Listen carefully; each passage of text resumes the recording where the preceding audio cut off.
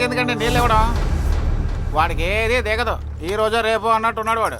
ఏమండి, ఆయనంత కష్టపడుతుంటే ఎగతాళిగా మాట్లాడుతున్నారు? రాయసంగా నువ్వు బండి తీరా, ఇప్పటికే చాలా టైం అయింది. వీడి కోసం ఆపడం వేస్ట్.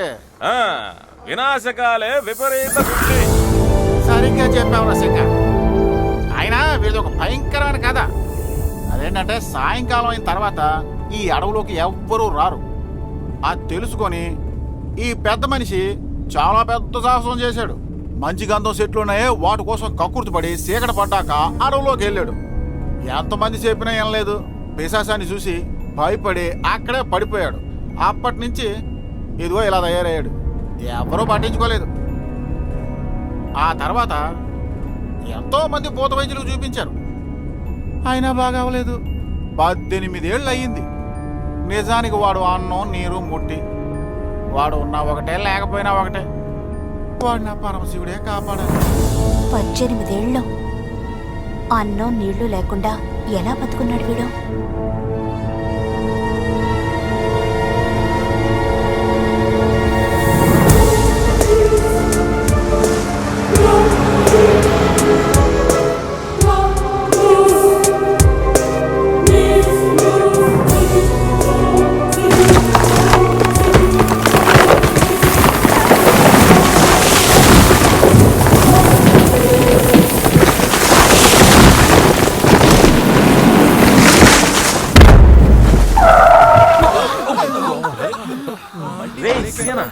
ఏందిరా ఈ అపశకునమా?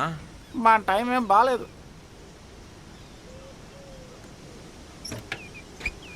పొద్దున్న వెళ్ళేసి ఎవడ మొహం చూసాను. ఇలా అయిందేంటబ్బా? పచ్చని చెట్టు కూలిపోయింది. ఓహో, ఇంత పెద్ద చెట్టు కూలిపోయిందేంటబ్బా? ఇప్పుడు ఏం చేయాలి?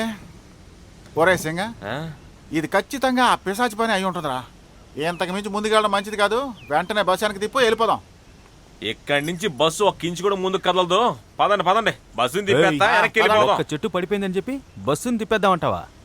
వేరే ఇంకే దారి లేదా? ఇంతమంది ఉన్నాం, ఏదో ఒకటి చేద్దామయ్యా. ఏమైనా సరే మీరు నన్ను అక్కడికి తీసుకువెళ్ళాలి. ఏ సింగా, నేను చెప్పినా కూడా నువ్వు ఇక్కడి నుంచి బండిని తీవా? ఏంటి చేత నువ్వు? వాళ్ళేదో అంటున్నారంటే నువ్వు అట్టగా మాట్లాడతావు. ఈ అడవి దారుల గురించి నీకు తెలుసు కదా.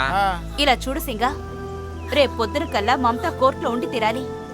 లేదంటే తనకి తన బిడ్డ దక్కదు. డ్రైవర్ అన్నా, ఉదయాన్నే నాకు ఎగ్జామ్ ఉంది. వసుదేవయ్యా, మేము అడవి దాటిపోవాలి. కండక్టర్ ఎక్కడికి పోతారా ఎరినా పుష్పం? ఇంకాసేపు ఆగావంటే చీకటి పడిపోతుంది, అప్పుడు పిశాచి వస్తుంది. కావాలంటే నువ్వు వెళ్ళి చావు. దాని చేతుల్లో చావడం నాకు ఇష్టం లేదు. మనం వెనక్కెళ్ళిపోదాం. సింగా, వేరే ఏ దారిలోనూ మనం అరకు వరకు చేరుకోలేవా? ఈ అడవిలో ఇంకొక దారి కూడా ఉంది, అది చాలా ప్రమాదకరమైంది. ఆ పిశాచి కొంప వైపు వెళ్ళే దారిగా? అయ్యో, ఈ టైంలో ఆ దారిలో వెళ్ళడం అంత సరికాదు. ఏంటయ్యా సరికాదు? బండి తాళాలు ఇవ్వు, నేను డ్రైవ్ చేస్తాను. నీతో పెద్ద నసలా ఉందే. ఎంత చెప్పినా నీకు అర్థం కాదా?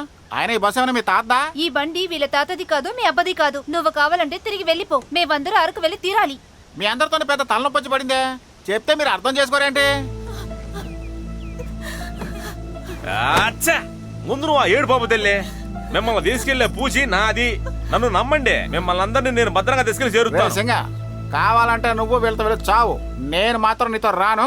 రే అంజయ్, బయలుదేరు, మనం తిరిగి వెళ్ళిపోదాం. నాతో రావాలనుకుంటే రండి, లేకపోతే పోండి. వెళ్ళు. తీసుకో, అందరూ చావడం గ్యారంటీ.